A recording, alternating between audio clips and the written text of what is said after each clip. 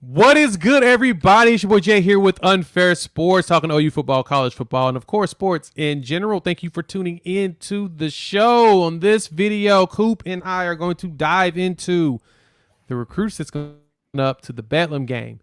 The list is long, and it's not even done yet. A lot of these are some speculation, some confirmations. We've got a lot of things here moving, a lot of moving parts. But I'll tell you this coaching staff is recruiting hard. We're gonna get a lot of people out there. So, Coop, how you doing, man?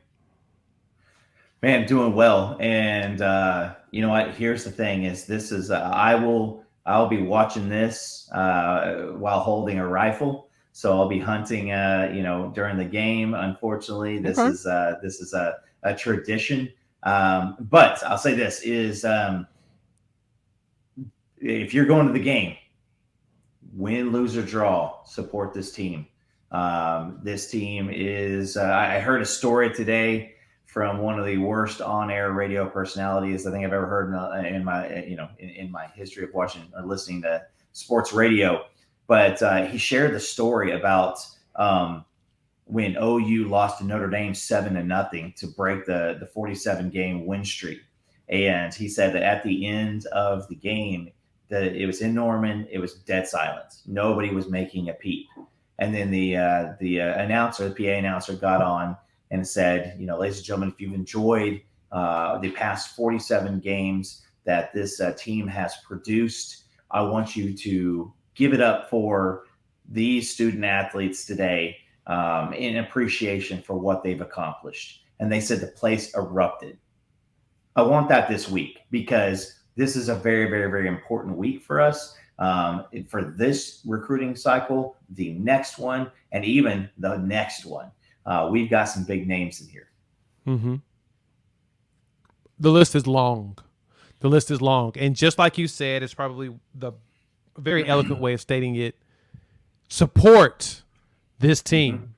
If every single one of you watching, listening, that if you haven't hit the like, subscribe button, hurry up and do that now so you can get more of this content from us. But if Yeah. anything, if you're a supporter of the Oklahoma Sooners and you are disappointed in this season, believe me, step in line. All of us are. We hope for a little bit more.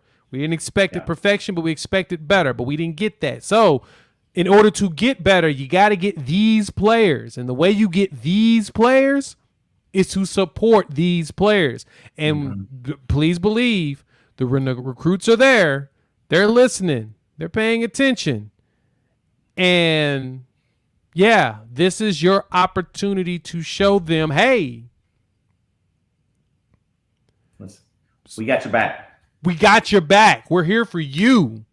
Show them that. So when you show up to this game, show out. That is the most important thing you can do for this game. So let's talk about some of these players, high profile ones. I think the biggest one for me that I really want to talk about is these A&M boys, David Hicks and Damian Sanford. So far, Hicks still has on here, and it's still listed on here that Oklahoma's an official visit, not just a visit, but an official visit is this weekend. Yeah. Who else are you seeing and hearing about? First off, what's your thoughts on Hicks and potentially Sanford pulling up? So I'll say this, obviously with what you do, with me coming in as a contributor, I pay for information, whether it's message boards, watching specific people who I Same. know who are legitimate, people. I don't see fly by night Twitter handles. I've been a Rivals member. I want to say going back to, I remember watching the announcement for Adrian Peterson selecting OU. So it's Okay. been a very, very, very long time. And so I say this is David Hicks. We all had our hearts broken not too long ago because we thought that he was a lock. There was whispers that he had actually committed to OU as a silent commitment. And then in the last hours, I'm not going to pull bunches here. In the last hours, A&M promised him a lot of money, a lot of NIL money or other type of money. Allegedly, we'll say And that. We'll and just say allegedly. you can I say like to keep. allegedly. I keep them alleged. Okay, so he selects A&M. Well, the rumblings around this are that after that, they just moved on to other folks, and he hasn't heard much from them. And so Mm. we always had this visit potentially going to happen. And a lot of the experts said, you know what, if we could have just got one more conversation with him.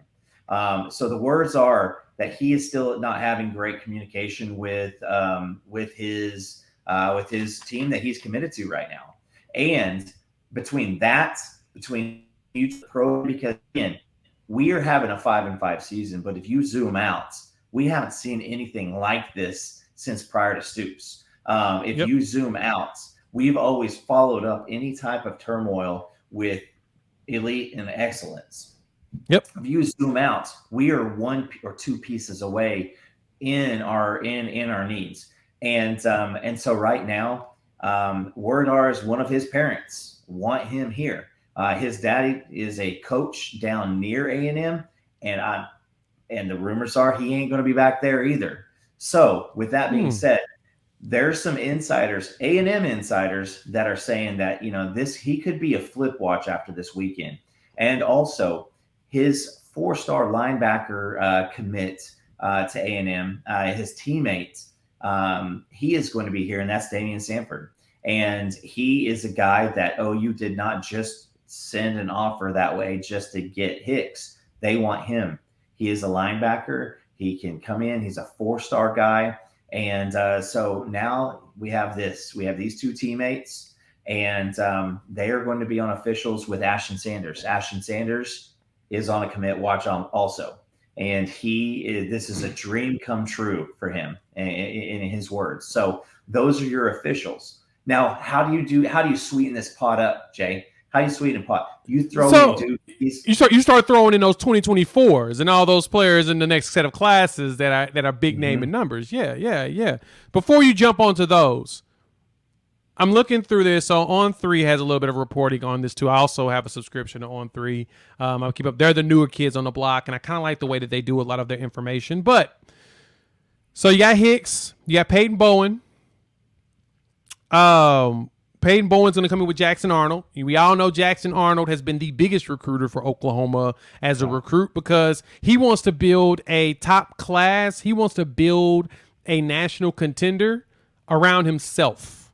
That's the most important thing is. And I love the selfishness and the drive to get players to come play with him because he's basically saying, look, I'm going to be great regardless. But if you want a chance to be a part of this and take a ride with us, I'm going to do my part. Come over and do your part, and we can make it happen. I love that. I love when players are willing to recruit like that and be as aggressive as he is. So he's bringing Peyton Bowen, which is the 5-star that's a Notre Dame commit right now that I know Oklahoma has been trying to get for a while. Then, of course, David Hicks and his boy Damian Sanford, which we just offered about a week or so ago. We extended that offer after Caleb Spencer decided to flip and go to, Miami? That opened up in the Venables rules of officials and unofficials and commitments. Basically, Venables rules and commitments is that we've got a certain amount of players we have to get to fill the roster. We will stick to that number. If you commit, we won't go outside of you all and basically rescind offers and stuff. And so since one player flipped, it opened that linebacker spot. They went straight for Sanford. And that's the only reason why they didn't have Sanford before, because Sanford had already committed to A&M, and we had missed out on that boat. We offered him now. So if we can get both, get a package deal. Eli Bowen should show up as well, which Eli is the younger brother of Peyton Bowen, which is going to be dope to go along with that. And so I kind of want to point out how big these 23s are, because, and as you mentioned, Ashton Sanders, Taylor Wine's going to be here as well. I saw him posted on his Twitter account. He will be in town. I think the big thing to look at this is how many defensive players they're bringing in. Look at all the defenders they're bringing. Like, there's some offensive players, but there's probably a 3-to-1 ratio of defensive people going to be in town. It feels like. So with that, let's jump into 24s. You just talking about putting icing on all of this beautiful cake. Who else we got on this list? Yeah, and before I do that, I would say that one of the biggest things is you bring in Jackson Arnold, who is the disciple and the advocate for Jeff Lebby in this offense. You bring in all of his offensive line recruits with Caden Green. Happy birthday, Caden! If you look at this, he turned 18 yesterday. Logan Howland, offensive tackle out in Jersey. Washington, offensive lineman Heath Ozeda. So you've got those guys in here. Taylor Ween is actually coming in. I don't know if it's Wine or Ween, but he's It's coming wine. in as an unofficial, based off what I'm seeing. But now you start adding in a couple of these other cats. Once again, Eli Bowen, he's broke his collarbone, so he won't be going forward with Denton Geyer in their playoff run. You've got David Stone, and so if you are familiar with the David Stone is the next man up. We have the amount of 24 defensive linemen that we have working right now is amazing. If we get PJ Adebawore, and then David Hicks and the other guys that we have on committed right now, it's 24 looks even more bright. You've got let's see here, David Stone. You got Harrison Utley, which is an offensive lineman. He's actually out of Norman. You've got Owen and I think it's Waffley, and he is a 24 defensive tackle, and he's a commitment 4-star to Notre Dame. And Dax Collins, a safety out of Poto. So you've got once again, it's 12 defensive recruits as of right now, and this list will get a little bit bigger. Venables is not like the previous regime. He does not want 35, 40 people there, a big glob of people on the sideline. He wants significant time with every single one of these recruits. And if you're coming in, even if you're Nigel Smith for the 25 class, you're getting attention. You're going to have every single person. You treat anybody like you treat everybody is Venables' motto. No, exactly. Their focus is a family focus, and a lot of the players have said this. They like the Christian background. They feel like they're at home. They also like that they give them special care. And you can tell that they focus on specific players that they want, and then they go down the line as they need to. And recruits understand that. They understand that, hey, you may not have been selection number one, which, doesn't sound very good, but at the same time, they understand that they try to be thoughtful about who they go after and who they talk to. And they even put feelers out to certain players. And so doing that to me is a great approach. The thing is now we've got to wait they're going to reap what they sow. Don't worry about that. It may not happen today because none of this stuff happens overnight. It's impossible unless you hit the transfer portal like crazy, in which don't be surprised this year if Oklahoma doesn't eat out of the transfer portal. The problem was this regime didn't get really started until January. So it's kind of hard to go after transfer players when you're still working your job and you're going to the, playoffs and stuff with your current team, right? It looks bad. And so because they decided to finish out their year at Clemson, they were behind the 8 ball. They won't be this year. So expect a lot of transfers to be talked about. But, the David Stone piece is interesting. And I say it's interesting because this is one thing I've been reading about. Rumors, of course. This is all rumors. That he is, of course, we saw the tweet of him being homesick. That happened a couple weeks back. And the rumor is that he's coming back to Oklahoma to play at Dell City for his senior year. And if he decides to leave IMG Academy down there in Florida to play here at Dell City, that's huge for Oklahoma because then he's right here. Bring him home every weekend, all the time, irregardless of where he plays a game. He can wake up and come on back to campus every weekend and hang out. And as of right now, Oklahoma is the favorite to get this 5-star defensive end. That will give us another Gerald McCoy. Something that we've been needing. A local monster to stay. And Venables has focused on the local boys, which I have always appreciated. So, I think that one's huge. Any other recruits jump out to you that you want to talk about before we wrap up? Yeah, there was actually a few folks that can't make it. Josh Bates, who is out of Colorado, he's our commit and maybe the best center in the nation. He is, because of his playoffs, he's going to be unable to make it. One of my favorite names, and if you follow him on Twitter, he's a little bit of a trip because, I mean, every single day it's a different jersey he's wearing. But King Joseph Edwards, I'm not a big advocate of tweeting, at recruits, but I just kind of side-handed said, kings belong in palaces, and you can read between the lines right there. So he's been unable to make it, but we're seeing some steam start up with Elijah Thomas, which is a kind of a two-way player out of Shakota. He's a 25 guy, starting to really, really heat up, and so just get excited because there's some of these people, and I think Venable said it in his press conference the other day that he says don't, he's encouraged the staff to don't go look at lists because for every single one of the 4 and 5 star Clemson defensive tackles, linebackers, safeties, corners that they got, he said, we had 3 or 4 people around him that not very many people wanted, and we encouraged him to go turn over rocks. That he wants people in this program who eat, sleep, and breathe football. And I think that a lot of these guys, and you see it happen all the time, it's nothing against them, but they're gifted and they play against far worse competition, far less athletic, competition, and they dominate and they don't have to push very hard.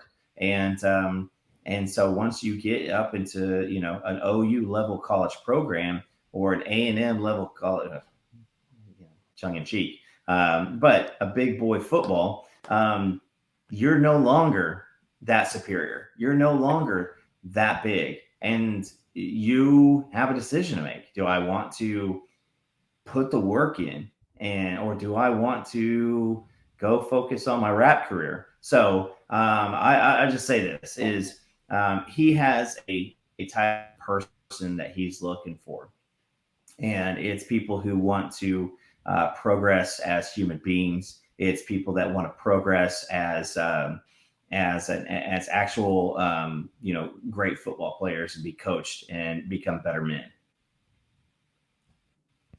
I'm with you there. I'm curious to see if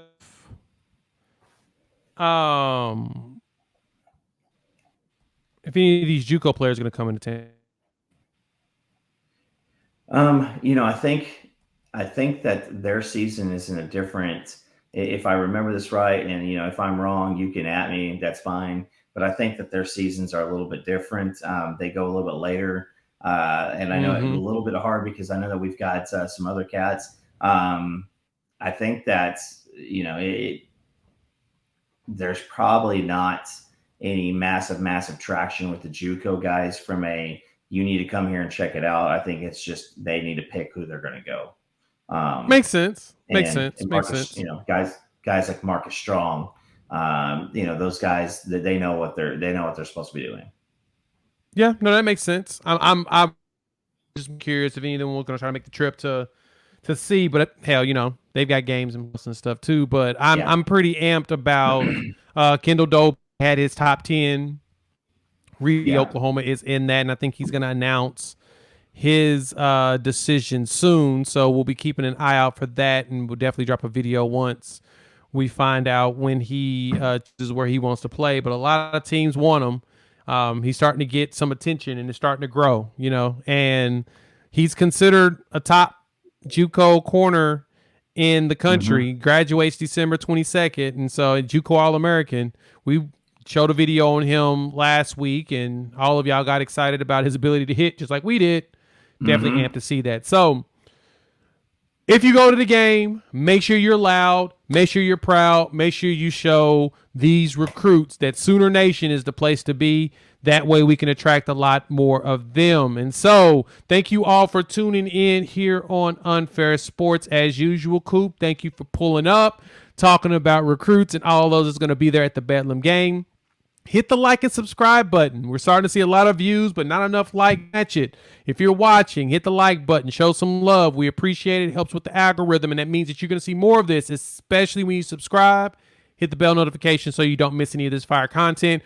We're going to be talking a lot about recruits over the next couple of weeks, so expect a lot more as we prepare for early signing period.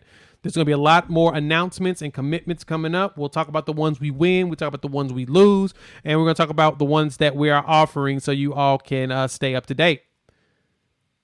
Thanks a bunch. We appreciate the love. And we will chop it up with you with about a day or two. We'll talk definitely after the Bedlam game. So, peace.